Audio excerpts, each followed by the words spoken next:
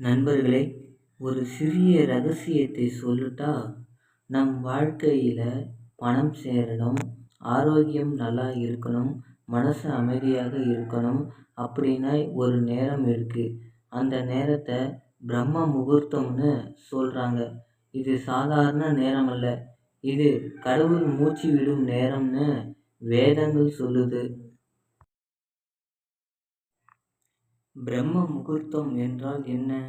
இப்போ நீங்கள் கேட்கலாம், அது எப்போ அப்படின்னு கேட்கலாம். இது சூரிய உதயத்துக்கு முன்னாடி 1 மணி 36 நிமிஷம், அதுதான் பிரம்ம முகூர்த்தம் நேரம். அந்த நேரம் இயற்கையே அமைதியாக இருக்கும். பறவைகள் கூட கண் விழிக்காமல் தூங்கிக் கொண்டிருக்கும். அந்த அமைதிக்குள் நம் மனசு ரொம்ப தெளிவாக ஆழமாக இருக்கும். இந்த நேரத்தில் நம்ம நினச்சது, பிரார்த்தனை பண்ணது, சாதிக்கணும்னு நினச்சது எல்லாமே நிறைவேறும். ஏன் இந்த நேரம் பணம் சேர்க்கும் நேரம் அப்படின்னு சொல்கிறாங்க? பணம் என்றால் என்ன? பணம் என்றால் அது ஒரு ஆற்றல், எனர்ஜின்னு சொல்லுவோம். அந்த ஆற்றலை ஈர்க்கணும் என்றால் நம் மனசு சுத்தமாக இருக்கணும்.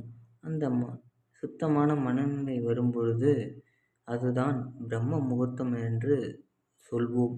அந்த நேரத்தில் நீயாக இருக்கும் பொழுது தியானம் பண்ணணும், ஓம் நம சிவாய அப்படின்னு ஜபம் பண்ணணும், நல்ல எண்ணம் எழுதணும். அதோடு நீ பணத்தையும் சமாதானத்தையும் ஆரோக்கியத்தையும் நிச்சயமாக பெற முடியும். நண்பர்களே, இந்த உலகத்திலேயே மிகப்பெரிய அதிசயமாக சொல்லப்படும் நேரம்தான் பிரம்ம முகூர்த்தம். அந்த நேரத்தில் எழுந்து தன்னோட விதியை எழுதியவன்தான் பிரம்மா. நாளை முதல் நீயும் முயற்சி பண்ணி பிரம்ம முகூர்த்தத்தில் எழுந்து மூச்சு விடும் நேரத்தில் கடன் தீரும், மன அமைதியும் வரும், பணம் சேரும். அந்த நேரத்தில் கடவுளை வணங்கி ஒரு பிரார்த்தனை செய்து ஜபம் பண்ணலாம், யோகா பண்ணலாம், நல்ல நல்ல நன்னூல்கள் படிக்கலாம், போன்ற பல்வேறு விதமான நூல்களை படிக்கலாம்.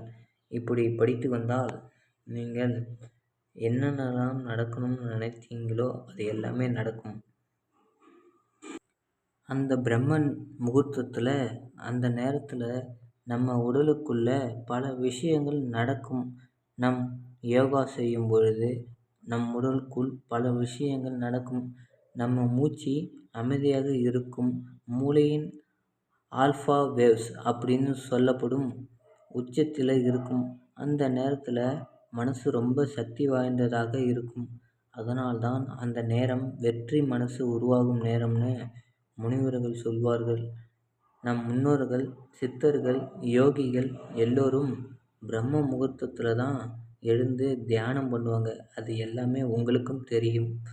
அதனால்தான் அவங்க வாழ்க்கையில் ஆனந்தமும் ஞானம், ஆரோக்கியம், செல்வம் எல்லாமே இருந்தது.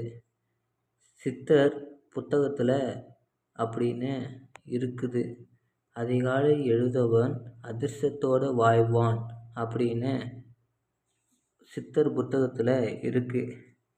எப்படி பழக்கமாக ஆகணும் அப்படின்னு உங்களுக்கு தெரியுமா? இப்போது நீ நினைக்கலாம், அந்த நேரத்தில் எழுந்தால் தூக்கம் வராதா? முதல்ல கொஞ்சமாக தொடங்கு. 3 நாளைக்கு 10 நிமிஷம் முன்னாடி எழுந்து பார். பிறகு மெதுவாக 1 மணி நேரத்துக்கு முன்னே எழுந்துவிடு. அந்த நேரத்தில் நீ என்னென்னலாம் பண்ணலாம்னு உங்களுக்கு ஒரு டிப்ஸு சொல்கிறேன். தியானம் பண்ணலாம், நன்றி சொல்லும் பழக்கம் வழக்கங்கள் எல்லாமும் படிக்கலாம், புத்தகங்களை படிக்கலாம், நாளைக்கு என்ன செய்யலாம் என்று திட்டமிடுதல், வேதம், கீதா, திருக்குறள் மாதிரி நன்னூல்கள் படிக்கலாம். இது வாழ்க்கைக்கு மாற்றிடும். இதுபோல் நீங்கள் பல்வேறு நூல்களை அதிகாலையில் எழுந்து படிக்கும் பொழுது உங்களுடைய அறிவுத்திறன் மேம்படும். அந்த நேரத்தில் மனசு சுத்தம், சிந்தனை தெளிவு, மூளைக்கு சக்தி மூன்றும் சேரும். இதனால் நம் செய்யும் வேலைக்கு பாக்கியமும் இணைப்பு கிடைக்கும். அதான் நம் ஊரில் சொல்லுவாங்கள்ல, அதிகாலை எழுந்தவனுக்கு ஆச்சரியம் தானே வரும்.